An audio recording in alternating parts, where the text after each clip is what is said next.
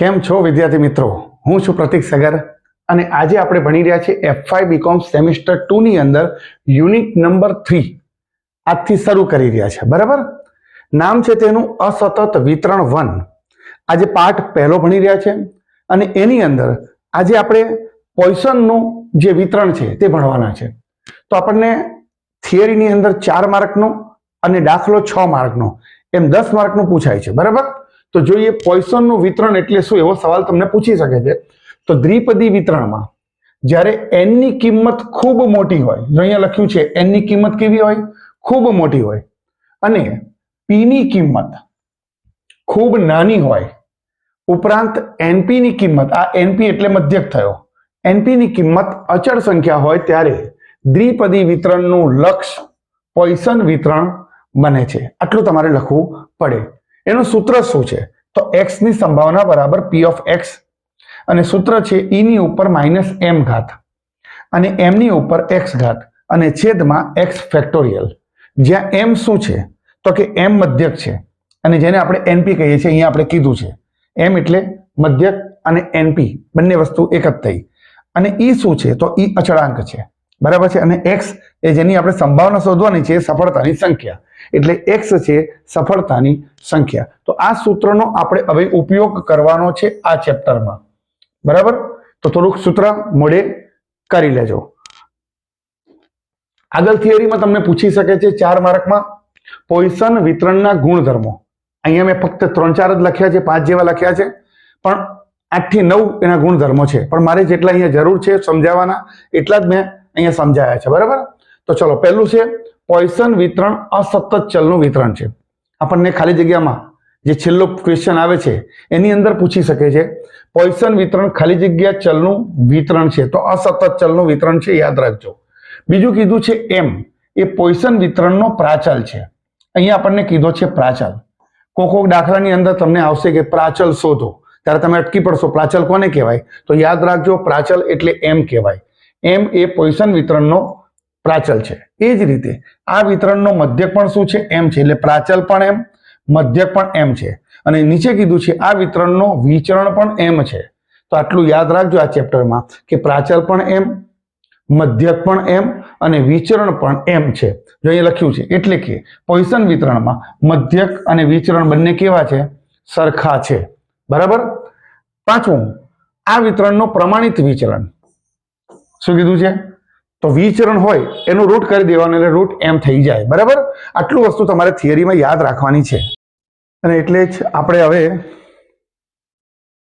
ઉદાહરણ નંબર 3 ભણીએ છીએ. શરૂઆત કરીએ છીએ ઉદાહરણથી આપણે, અને હવે પેલા સૂત્રનો યુઝ કરીને દાખલો ગણીશું. ધ્યાન આપજો કેવી રીતે દાખલો ગણાય છે. એક પુસ્તકમાં 100 પાના છે. અહીંયા આપણને કીધું છે 100 પાના છે પુસ્તકમાં, અને પુસ્તકમાં કુલ છાપ ભૂલોની સંખ્યા 100 છે. એટલે આપણે સૌથી પહેલા તો આ સૂત્રમાં શું શોધવું પડે એ જોઈ લો. આ જે સૂત્ર છે એની અંદર આપણી પાસે એક તો m ની કિંમત હોવી જોઈએ અને એક x ની કિંમત હોવી જોઈએ. તો સૌથી પહેલા આપણે m શોધવો પડશે. બરાબર, સૌથી પહેલા આપણે m શોધવો પડશે. તો પુસ્તકમાં 100 પાના છે અને પુસ્તકમાં કુલ છાપ ભૂલોની સંખ્યા છે 100. એટલે આપણે એમ કહી શકીએ કે m બરાબર 100/100. આ જે 100 છે એ છાપ ભૂલોની સંખ્યા છે અને આ 100 છે એ કુલ પાના છે. તો એક પાના પર કેટલી ભૂલ થઈ? તો એક ભૂલ થાય. 100 ઉડી જાય એટલે એક આવે. એટલે આપણે એમ કહી શકીએ કે m બરાબર 1 જવાબ આવ્યો. m બરાબર કેટલા આવ્યા? 1. તો આ આપણને એક m ની કિંમત મળી ગઈ. બરાબર. હવે નીચે લખ્યું છે, તો યદચ્છ રીતે કોઈ પણ એક પાનું લેતા તેમાં એક શૂન્ય છાપ ભૂલ હોવાની સંભાવના, એક છાપ ભૂલ હોવાની સંભાવના અને વધુમાં વધુ 2 છાપ ભૂલો હોવાની સંભાવના શોધો. તો આપણે એ 3 દાખલા ગણવા પડશે. તો સૌથી પહેલા આપણે એક દાખલો ગણી કાઢીએ છીએ. નંબર 1. શૂન્ય છાપ હોવાની સંભાવનાની વાત છે, પણ એના પહેલા આપણે એક વસ્તુ લખી દઈએ. અહીંયા લખીએ છીએ કે છાપ ભૂલોની સંખ્યાને છાપ ભૂલોની સંખ્યાને x લેતા આવું લખી દેવું પડે, બરાબર. અને નીચે લખવાનું માટે એની સંભાવના p ઓફ x બરાબર શું થાય તો કે e માઇનસ m ઘાત અને m ઉપર x ઘાત અને છેદમાં x ફેક્ટોરિયલ. આ તમારે સૌથી પહેલા લખી દેવું પડે. હવે આપણે ચાલુ કરીએ છીએ પહેલો દાખલો. શું લખ્યું છે? શૂન્ય છાપ ભૂલ હોવાની સંભાવના. શૂન્ય છાપ ભૂલ હોવાની સંભાવના બરાબર. હવે શૂન્ય કીધી છે એટલે p ઓફ 0 આપણે લખી દેવાનો. હવે જ્યાં જ્યાં x હોય ત્યાં ત્યાં 0 મૂકવાનો, બરાબર. તો પહેલા તો e ઉપર માઇનસ m ઘાત, તો m આપણે હમણાં શોધ્યો, એક આપણને મળી ગયો છે, તો e ની ઉપર માઇનસ 1 ઘાત કીધી ગુણ્યા m આપણને ખબર છે 1, હમણાં જ આપણે શોધ્યો તે, અને x બરાબર શું લેવાનું છે 0 છેદમાં 0 ફેક્ટોરિયલ. x ફેક્ટોરિયલ છે એની જગ્યાએ શું લખવાનું 0 ફેક્ટોરિયલ. હવે આ e માઇનસ 1 જે છે, e ની ઉપર માઇનસ 1 ઘાત છે, તો એનું આપણને આંકડો દાખલામાં આપેલો હશે. જો આ રહ્યો, આ રકમનો જવાબ આપેલો છે એનો. તો e ઓફ માઇનસ 1 જે આપણે કહીએ છીએ, એની ઉપર માઇનસ 1 ઘાત, તો 0.3679 લખી દેવાના.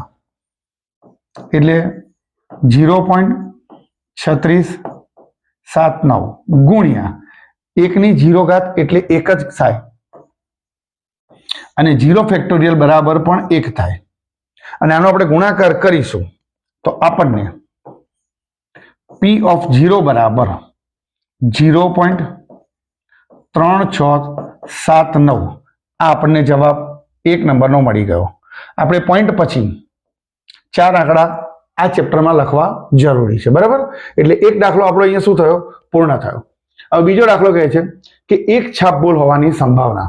તો અહીંયા બાજુમાં જ ગણી કાઢીએ છીએ આપણે દાખલો, બરાબર. નંબર બીજો લખું છું.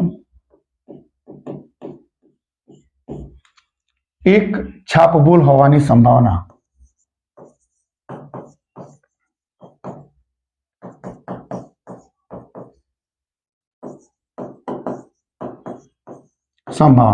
બરાબર. એક છાપ ભૂલ કીધી છે એટલે p1, બરાબર. હવે જ્યાં જ્યાં x છે તે આપણે 1 મૂકવાના. તો આ સૂત્ર મૂકીએ છીએ આપણે e ની માઇનસ m ઘાત. તો માઇનસ m આપણને ખબર છે કેટલો છે? 1 છે. તો અહીંયા લખીશું 1 ગુણ્યા પછી m બરાબર 1 અને x બરાબર કેટલા છે? તો કે અહીંયા 1 છે એટલે 1 ની ઉપર 1 ઘાત લખવાની. અહીંયા x છે, 1 ની જગ્યા પર શું લખીશું? 1 લખીશું એટલે 1 ફેક્ટોરિયલ, બરાબર. ચલો, e ની માઇનસ 1 ઘાત બરાબર કેટલા છે? 3679. 0.3679 ગુણ્યા 1 અને છેદમાં પણ કેટલા? 1 થશે. માટે p ઓફ 1 બરાબર પણ જવાબ એ જ આવશે 0.3679, બરાબર. તો આ આપણો 1 હોય એની પણ સંભાવના વાળો આપણે દાખલો પૂરો કર્યો છે. હવે આપણે ત્રીજો દાખલો જોઈએ. એનો ત્રીજા દાખલામાં શું કીધું છે? વધુમાં વધુ 2 છાપો. તો જો યાદ રાખજો, આ એક અગત્યની વાત છે. ક્યારેક ક્યારેક દાખલામાં પૂછવામાં આવશે કે વધુમાં વધુ, અને ક્યારેક કહેશે ઓછામાં ઓછું, બરાબર. તો આને સમજજો અને પછી સંભાવના શોધજો, ને તો ખોટું પડી શકે છે. તો નંબર ત્રીજો, વધુમાં વધુ 2 છાપ ભૂલ હોવાની સંભાવના. વધુમાં વધુ 2 છાપ ભૂલો હોવાની સંભાવના બરાબર. તો હવે આપણે p ઓફ x લખ્યો, પણ x કેવો? તો કે વધુમાં વધુ કેટલો હોય? 2 હોય. એનાથી ઓછો હોઈ શકે છે પણ વધારે નહીં. તો ઓછો શું હોઈ શકે? ક્યાં તો 0 ભૂલ હોય, ક્યાં તો 1 ભૂલ હોય, ક્યાં તો 2 ભૂલ હોય, બરાબર. વધુમાં વધુ 2 કીધા છે એટલે આપણે એમ કહી શકીએ કે p0 હોઈ શકે, p1 હોઈ શકે અને p2 હોઈ શકે. આટલું હોઈ શકે છે. તો ચલો p0 આપણે શોધીએ. તો આપણે e ની ઉપર -1 ઘાત મૂકી દીધી ગુણ્યા 1 ની ઉપર 0 ઘાત અને 0 ફેક્ટોરિયલ. આગળ આપણે પેલું સૂત્ર લખ્યું હતું એમાં જ મેં કિંમતો મૂકી છે, સમજી લેજો. જ્યાં જ્યાં એક્સ છે ત્યાં મેં 0 મૂક્યા છે, બરાબર. e ની ઉપર -1 ઘાત ગુણ્યા 1 ની ઉપર 1 ઘાત, આ x બરાબર 1 લેવાનો છે એટલે, અને 1 ફેક્ટોરિયલ વત્તા e ની ઉપર -1 ઘાત ગુણ્યા 1 ની ઉપર 2 ઘાત. 2 ઘાત કેમ લીધી? કારણ કે x બરાબર 2 લેવાના છે એટલે, અને નીચે 2 ફેક્ટોરિયલ, બરાબર. ચલો, e ની ઉપર -1 ઘાત છે તો એનો આપણને કિંમત અહીંયા કીધેલી છે 0.3679, એટલે અહીંયા લખું છું 0.3679 ગુણ્યા 1 અને છેદમાં પણ 1 વત્તા 0.3679 ગુણ્યા 1 છેદમાં 1 વત્તા 0.3679, 1 ની 2 ઘાત તો 1 જ થાય, અને નીચે 2 ફેક્ટોરિયલ એટલે કે 2 ગુણ્યા 1. ઓકે, બરાબર. આનો જવાબ આવશે 0.3679. આનો પણ જવાબ આવશે 0.3679, અને અહીંયા 0.3679 ભાગ્યા 2 કરવા પડશે તો 0.18395 આવે છે, એટલે 39 ને હું 40 કરી દઉં છું, બરાબર. એટલે 0.1840, અને આ બધાનો આપણે સરવાળો કરીશું એટલે આપણને મળશે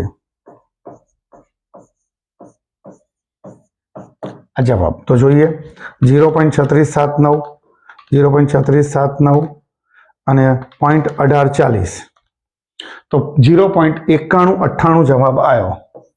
0.9198 જવાબ આવ્યો.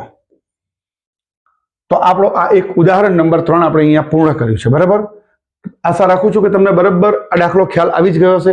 આના જેવો બીજો દાખલો જોઈ રહ્યો છું. ઉદાહરણ નંબર 4 માં આપણને કીધું છે વીજળીના બલ્બના ઉત્પાદનમાં સરેરાશ રીતે 1.5%. હવે આગળના દાખલા કરતા અહીંયા રકમમાં થોડોક ફેર આપેલો છે, અહીંયા 1.5% કીધું છે. બલ્બ નુકસાની વાળા હોય છે. 200 બલ્બની એક પેટી છે અને 4 બલ્બ નુકસાની વાળા હોય તેની સંભાવના શોધો. તો સૌથી પહેલા તો આપણે એમ શોધવો પડશે, પણ એમ માટે આપણી પાસે n બરાબર કેટલા આપેલા છે? તો n બરાબર 200 બલ્બ આપેલા છે,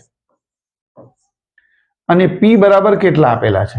તો p બરાબર આપણને કીધા છે 1.5%, બરાબર. એટલે આપણે અહીંયા લખીશું 1.5 અને પાછળ લખ્યા ટકા, બરાબર. ચલો, હવે આપણને ખબર છે કે m બરાબર શું? તો કે np થાય. જો આ તમને ના ખ્યાલ આવે કે ક્યાંથી લાવ્યો, તો આપણે અહીંયા સૂત્રમાં લખેલું છે, જુઓ, m બરાબર મધ્યક અને એના બરાબર np, બરાબર. એટલે અહીંથી લાવ્યો છું, થોડું ધ્યાન રાખજો. ચલો, તો હવે n બરાબર કેટલા મૂકીશું? 200 ગુણ્યા 1.5%, એટલે 1.5 ના છેદમાં 100 લખવાના, બરાબર. અને આનો આપણે ગુણાકાર ભાગાકાર કરી લઈએ.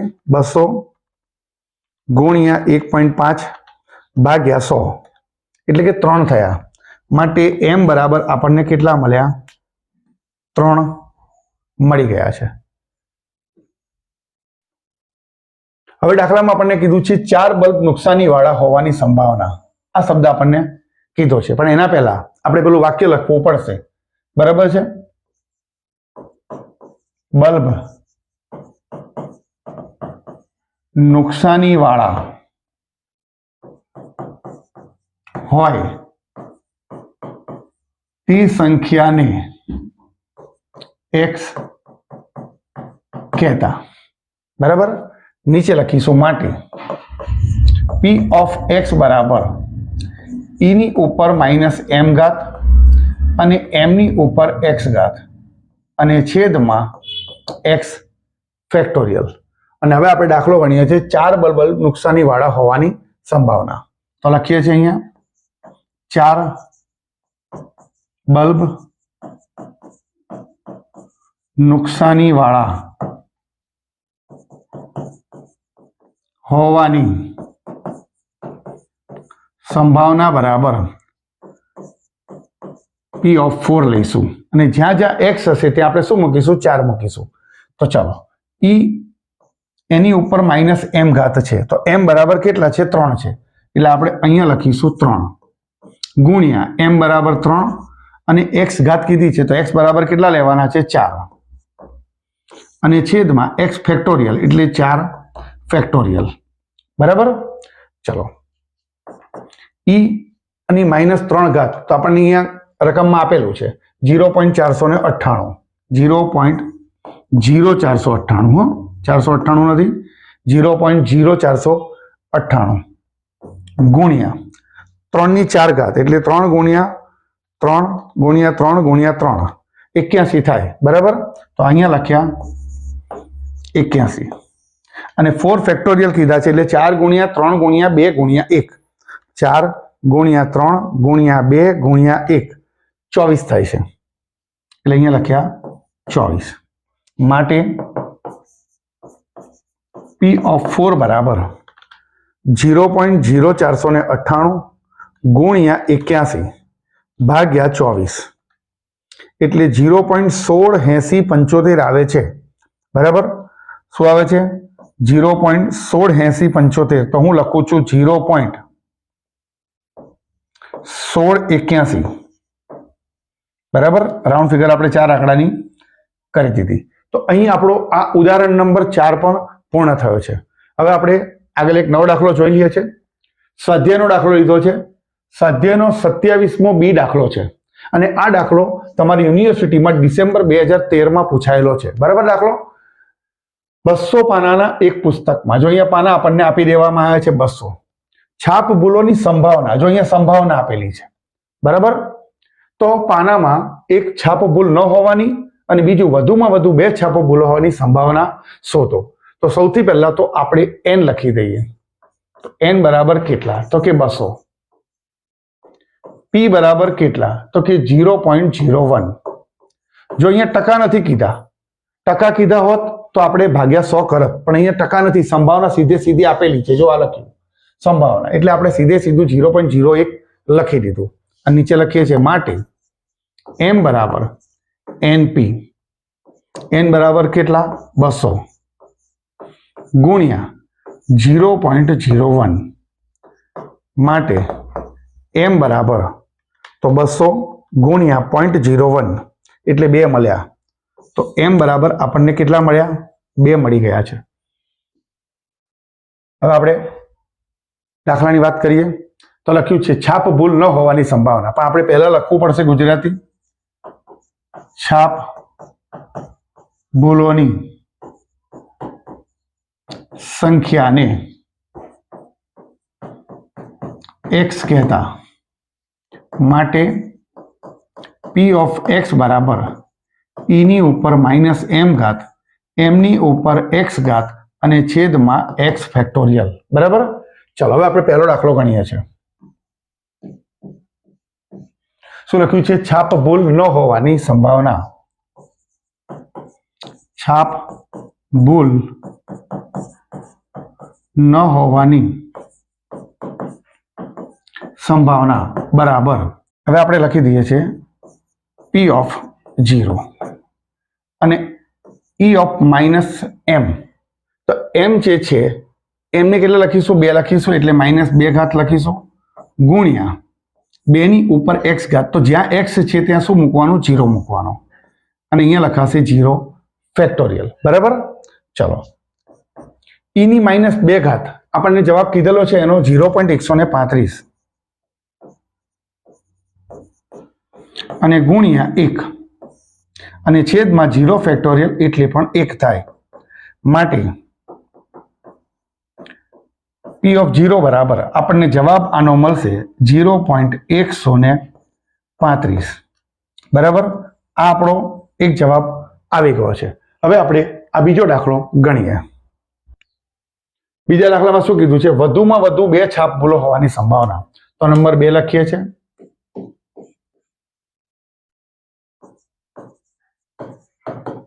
વધુમાં વધુ 2 છાપ ભૂલો હોવાની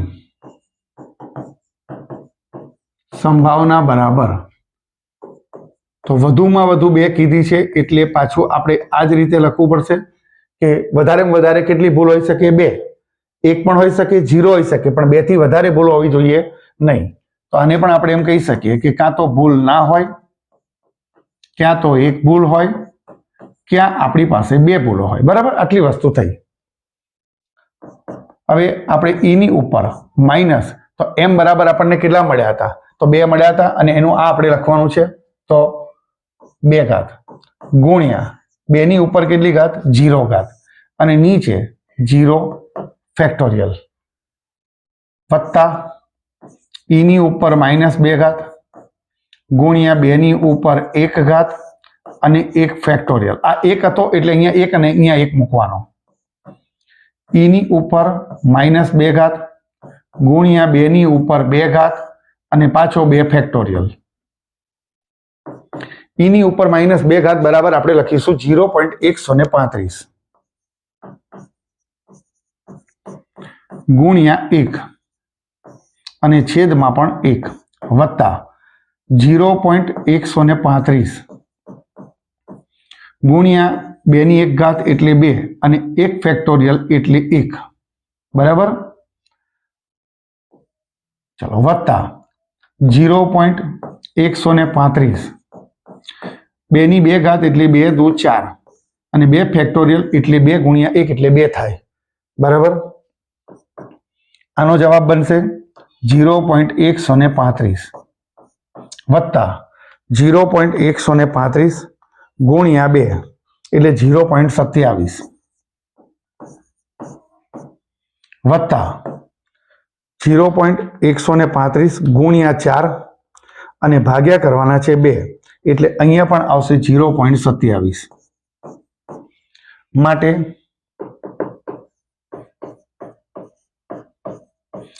x is less than equal 2 બરાબર 0.135 વત્તા 0.27 વત્તા 0.27 એટલે જવાબ આવ્યો 0.675. આપણો જવાબ આવી ગયો છે બંને દાખલાનો. બરાબર, વિદ્યાર્થી મિત્રો, આશા રાખું છું કે આજના આ જે દાખલા 3 જણાયા છે એ 3 દાખલા તમને બરાબર ખ્યાલ આવી ગયો હશે. જો દાખલા ગમ્યા હોય તો આગળ બીજા વિદ્યાર્થીઓને શેર કરજો જેથી બીજા વિદ્યાર્થીઓ પણ ભણી શકે. થેન્ક યુ વિદ્યાર્થી મિત્રો, થેન્ક યુ સો મચ.